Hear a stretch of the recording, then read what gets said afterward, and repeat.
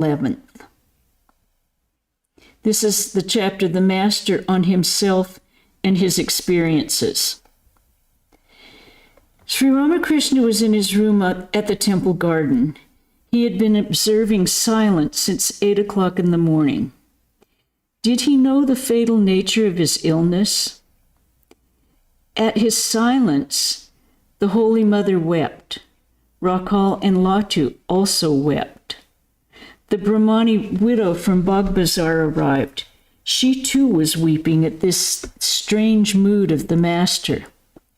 Now and then the devotees asked him whether he would remain silent for good. The Master answered them in the negative by a sign. At 3 o'clock in the afternoon, Narayan arrived. Sri Ramakrishna said to him, "The Divine Mother will bless you." Narayan told the other devotees that the Master had spoken to him. A heavy weight was lifted from their hearts. They all came into the Master's room and sat on the floor. Master to the devotees, "The Mother showed me that all this is verily Maya. She alone is real, and all else is the splendor of her Maya. Another thing was revealed to me. I found out how far the different devotees had progressed. Devotees, please tell us about it." Master, I came to know about all these devotees: Nitya Gopal, Rakal, Narayan, Purna, Mahima Chakravarti, and the others. Sunday, August 16th, 1885. The news of Sri Ramakrishna's illness had been reported to the devotees in Calcutta. They thought it was just a sore in his throat. Many devotees arrived at Dakshineshwar to visit him. Among them were Girish, Ram, Nitya Gopal, Mahima, Kishori, and Pandit Shashidhar. Sri Ramakrishna was in his usual happy mood. He was talking to the devotees. Master, I cannot tell the Mother about my illness. I feel ashamed to talk of it. Girish, God will cure you. Ram, yes, you will be all right. Master smiling, yes, give me your blessing. All laughed. Girish was a recent visitor to Dakshineshwar. The Master had said to him, "You have so many duties to perform. You have to face so many troubles. Come here only 3 times more." To Shashidhar, please tell us something about the Adya Shakti. Shashidhar, what do I know, sir? Master smiling, a certain man had great respect for another man. The second man asked him to bring a little fire for his tobacco. He answered humbly, "Sir, am I fit to carry your fire?" He didn't bring the fire. They all laughed. Shashidhar, the primal power alone is both the instrumental and the material cause of the universe. It is she who has created the universe and its living beings. Further, she herself has become all these. To give an example, the spider is the instrumental cause, makes the web, and as the material cause, brings the web out of its own body. Master, it is also stated that he who is Purusha is also Prakriti. He who is Brahman is also Shakti. He is called Purusha or Brahman when he is inactive. That is to say, when he ceases to create, preserve, or destroy. And he is called Shakti or Prakriti when he engages in those activities. But he who is Brahman is none other than Shakti. He who is Purusha has verily become Prakriti. Water is water whether it moves or is still. A snake is a snake whether it wriggles along or stays still and coiled up. What Brahman is cannot be described. Speech stops there. In the kirtan, the singers at first sing, "My Nitai dances like a Mata Bhati." As they become more and more ecstatic, they can hardly utter the whole sentence. They sing only Hati Hati. As their mood deepens, they sing only Ha Ha. At last, they cannot sing even that. They become completely unconscious. As the Master spoke these words, he himself became transfixed in samadhi. He was standing.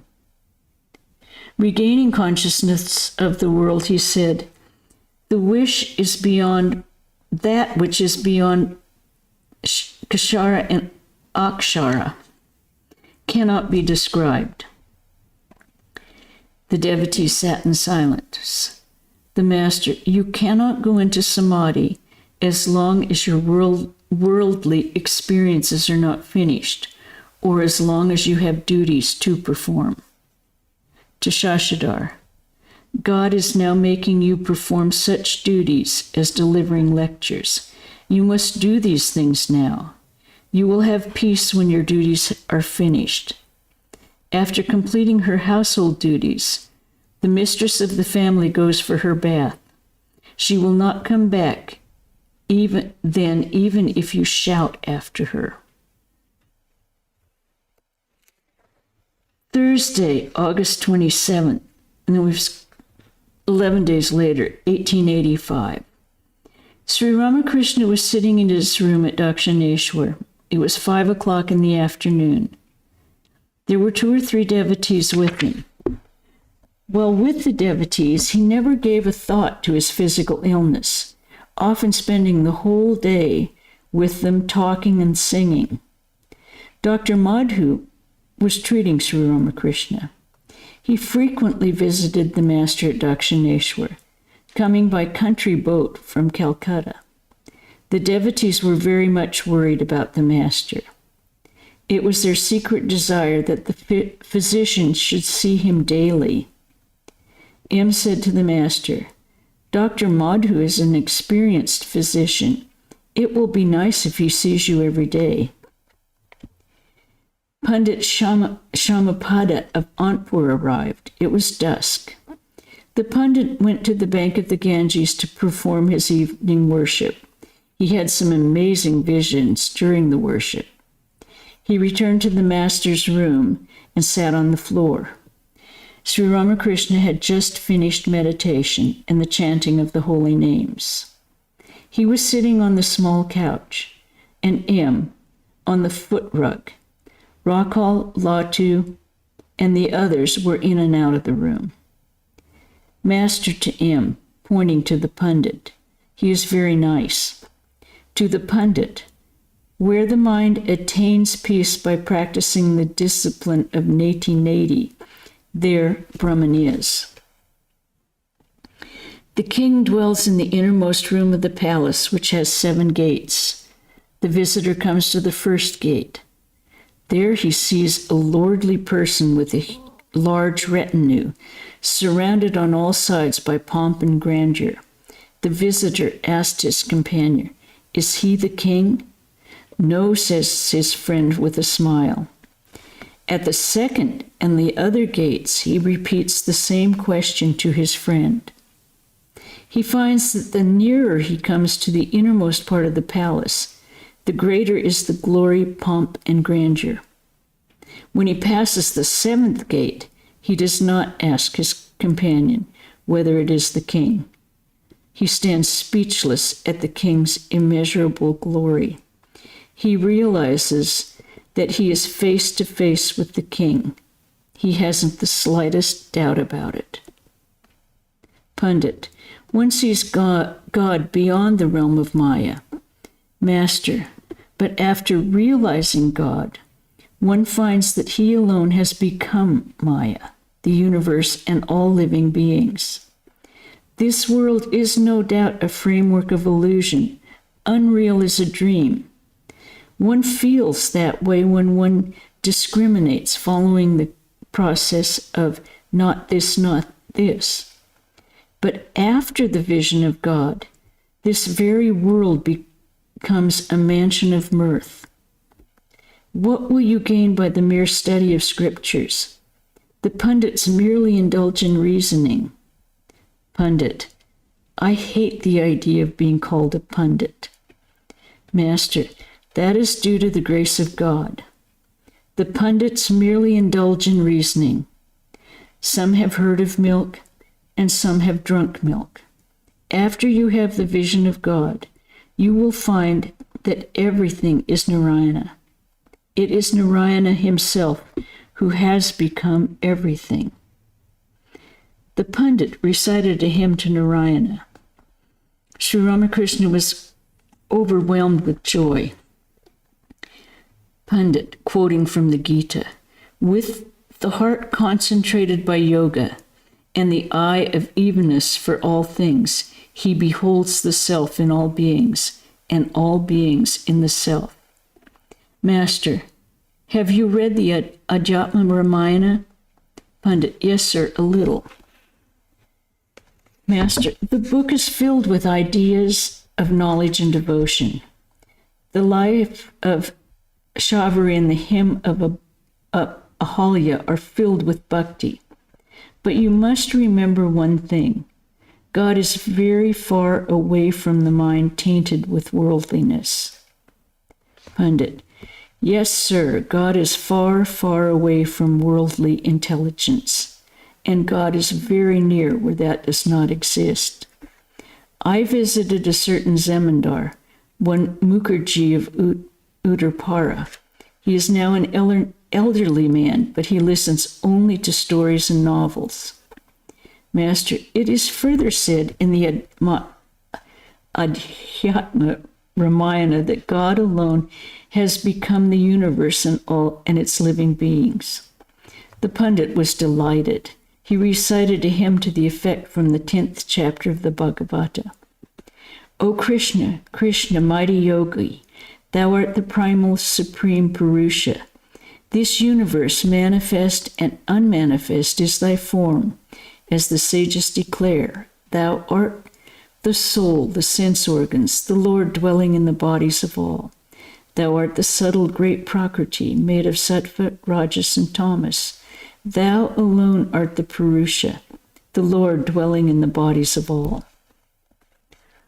Sri Ramakrishna listened to the hymn. As Sri Ramakrishna listened to the hymn, he went into samadhi. He remained standing. The pundit was seated. The master placed his foot on the pundit's lap and chest and smiled. The pundit clung to his feet and said, O Guru, please give me God consciousness. After the pundit had left the room, Sri Ramakrishna said to him, don't you see that what I have said is coming to pass? Those who have sincerely practiced meditation and japa must come here. It was 10 o'clock. Sri Ramakrishna ate a little farina pudding and lay down. He asked him to stroke his feet. A few minutes later, he asked the disciples to massage his body and chest gently. He enjoyed a short nap. Then he said to him, now go to sleep. Let me see if I can sleep better when I am alone. He said to Ramlal, he, meaning him, and Rakal may sleep in my room. Friday, August 28th. It was dawn. Sri Ramakrishna was awake and meditating on the Divine Mother. On account of his illness, the devotees were deprived of his sweet chanting of the Mother's name. Sri Ramakrishna was seated on the small couch. He asked him, well, why have I this illness? M. People will not have the courage to approach you unless you resemble them in all respects. But they are amazed to find that in spite of such illness, you don't know anything but God. Master, smiling. Balaram also said, if even you can be ill, then why should we wonder about our illnesses? Lakshmana was amazed to see that Rama could not lift his bow on account of his grief for Sita. Even Brahman weeps, entangled in the snare of the 5 elements. M. Jesus Christ, too, wept like an ordinary man at the suffering of his devotees. Master, how was that? M. There were 2 sisters, Mary and Martha. Lazarus was their brother. All 3 were devoted to Jesus. Lazarus died. Jesus was on his way to their house. One of the sisters, Mary, ran out to meet him. She fell at his feet and said, weeping, "Lord, if you had been here, my brother would not have died." Jesus wept to see her cry. Then Jesus went to the tomb of Lazarus and called him by name. Immediately Lazarus came back to life and walked out of the tomb. Master, but I cannot do these things. That is because you don't want to. These are miracles, therefore you aren't interested in them. These things draw people's attention to their bodies.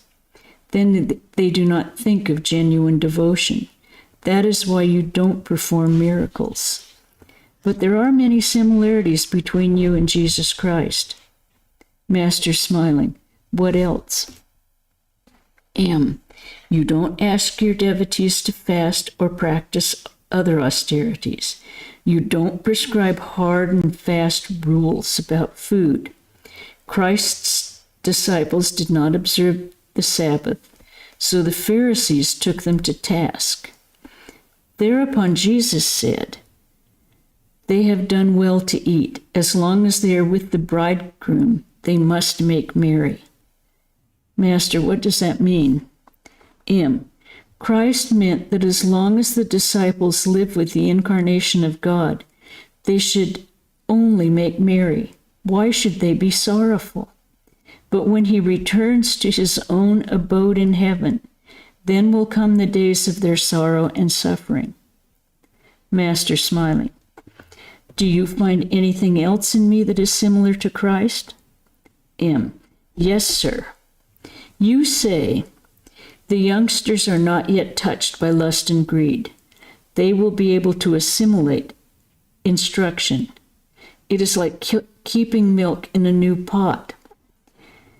The milk may turn sour if it is kept in a pot in which curd has been made. Christ also spoke like that.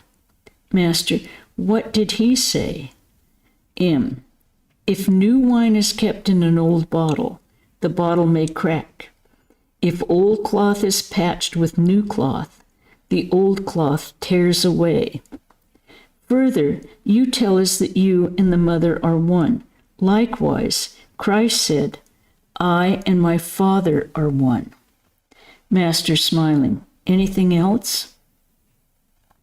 You say to us, God will surely listen to you if you call on him earnestly. So also Christ said, knock, and it shall be opened unto you. Master, well, if God has incarnated himself again, is it a fractional or a partial or a complete manifestation of God? Some say it is a complete manifestation. Sir, I don't quite understand the meaning of complete or partial or fractional incarnation, but I have understood, as you explained it, the idea of a round hole in a wall. Master, tell me about it. There's a round hole in the wall. Through it, one is able to see part of the meadow on the other side of the wall. Likewise, through you, one sees part of the infinite God. Master, true. You can see 5 or 6 miles of the meadow at a stretch. Finished his bath in the Ganges and went to the master's room. It was 8 o'clock in the morning. He asked Latu to give him the rice prasad of Jagannath. The master stood near him and said, take this prasad regularly. Those who are devotees of God do not eat anything before taking the prasad. Yesterday I got some prasad of Jagannath from Balaram Babu's house. I take 1 or 2 grains daily. M saluted the master and took his leave. Sri Ramakrishna said to him tenderly, "Come early in the morning tomorrow. The hot sun of the rainy season is bad for the health." Monday, August 31st, 1885. Sri Ramakrishna was resting in his room. It was about 8 o'clock in the evening. Though ill and suffering, he constantly devoted himself to the welfare of the devotees. Sometimes he felt restless, like a child, but the next moment he forgot all about his illness and became filled with ecstatic love of God. His love for the devotees was like that of a mother for her children. 2 days earlier, on Saturday night, he had received a letter from Purna. Purna had written, "I am feeling extremely happy. Now and then I cannot sleep at night for joy." After hearing the letter, the master remarked, "I feel thrilled to hear this. Even later on, he will be able to keep this bliss. Let me see the letter." He pressed the letter in the palm of his hand and said, "Generally, I cannot touch a letter, but this is a good letter." That same night, while the master had sat up in bed saying, "It seems to me that I shall not recover from this illness," it had worried the devotees very much to hear this. The Holy Mother had come to the temple garden to wait on Sri Ramakrishna and was living in a room in the Nahabat. The devotees, with the exception of one or two, were not aware of her presence. A woman devotee staying with the Holy Mother had begun to pay frequent visits to Sri Ramakrishna's room. After a few days, Sri Ramakrishna had said to her, "You have been here some time. What will people think about it? You had better go home for a week or so." Sri Ramakrishna lay in bed on his side with his back to the room. After dusk, Gangadhar and M arrived from Calcutta. Gangadhar sat at the feet of the master, who was talking to M. "Master, 2 boys came here the other day. One of them was Shubodh. He is Shankar Ghosh's great-grandson. The other, Sharod, is his neighbor. They're nice boys. I told them I was ill and asked them to go to you for instruction. Please look after them a little." M. "Yes, sir. They are our neighbors." Master, "The other day again, I woke up covered with perspiration. I don't understand this illness." M.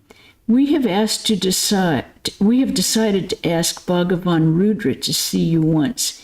He is an MD and an expert physician." Master, "How much will he charge?" M.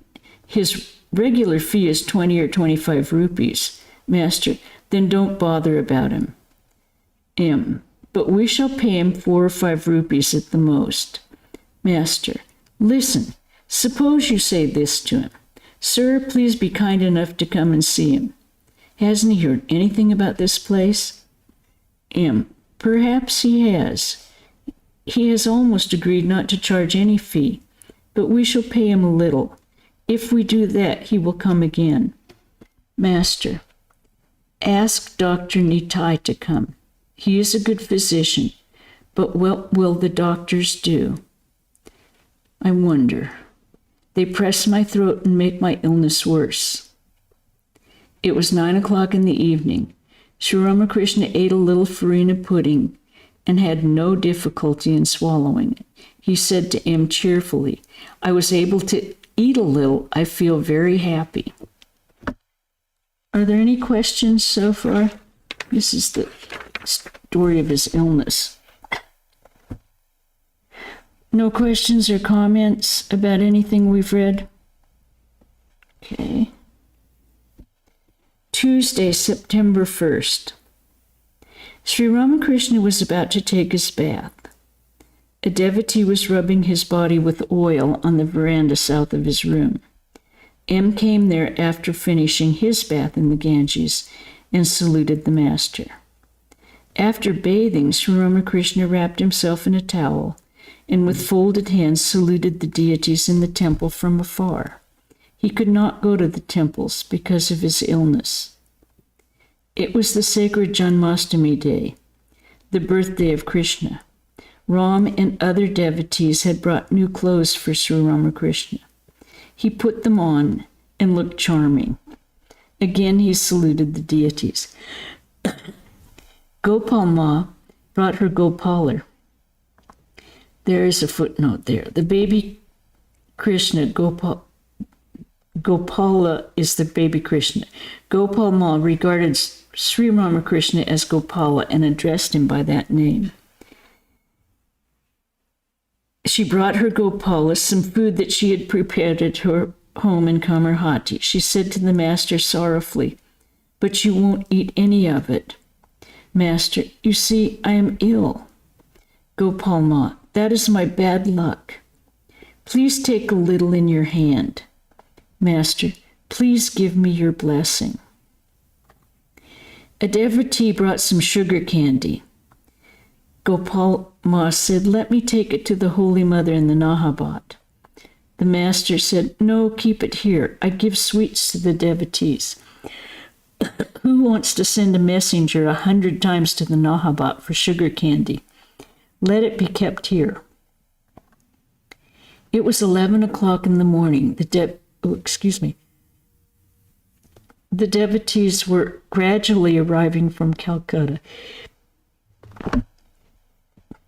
Balaram, Narendra, the younger Narayan, Navagopal, and a Vaishnava from Katoa arrived.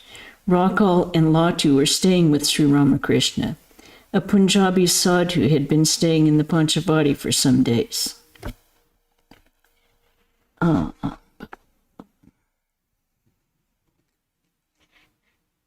Okay.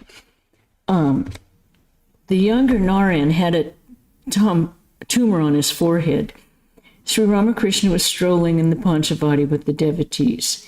He said to the younger Narayan, "Why don't you have your tumor operated on?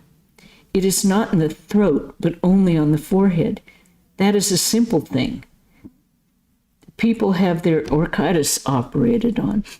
The Punjabi sadhu was going along the footpath in the garden.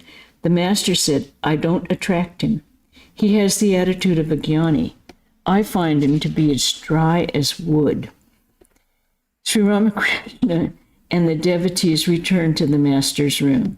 The conversation turned to Shamapada Bhattacharya. Balaram. Shampada said, when he, the master, placed his foot on Narendra's chest, Narendra went into bhava. But I didn't have that experience. Master, shall I tell you the truth about it? It is very difficult to gather the dispersed mind when it is attached to lust and greed. The pundit told me he was called upon to act as arbiter to settle people's quarrels. Besides, he has to worry about his children. But the minds of Narendra and the other youngsters are not scattered like that. They are not yet touched by lust and greed. But Shyampada is a grand person. The Vaishnava from Katoa began to ask Sri Ramakrishna questions. He was squint-eyed. Vaishnava, Sir, is a man born again? Master, it is said in the Gita that a man is reborn with those tendencies that are in his mind at the time of his death. King Bharata thought of his deer at the time of his death and was reborn as a deer. Vaishnava, I could believe in rebirth only if an eyewitness told me about it. Master, I don't know about that, my dear sir. I cannot cure my own illness, and you ask me to tell you what happens after death? What you are talking about only shows your petty mind. Try to cultivate love of God. You are born as a human being only to attain divine love. You have come to the orchard to eat mangoes. What need is there of knowing how many thousands of branches and millions of leaves there are in the orchard? To bother about what happens after death, how silly. I think we'll stop there because then Girish arrives. And we'll continue. Yeah, we'll continue next week. Any comments or questions? No. No comments? Okay. We'll have a lecture tomorrow celebrating Mother, I hope. We'll have the Eternal Companion next week, Wednesday at 4:30. And we'll have the Gospel of Sri Ramakrishna a week Saturday at 5 o'clock. And I think all of you have the links for those. If not, I believe Durga sends them out every week. So we'll end with the chant. Om Shanti Shanti Shanti Hari Om Tat Sat Sri Ram Krishna Arpanamastu.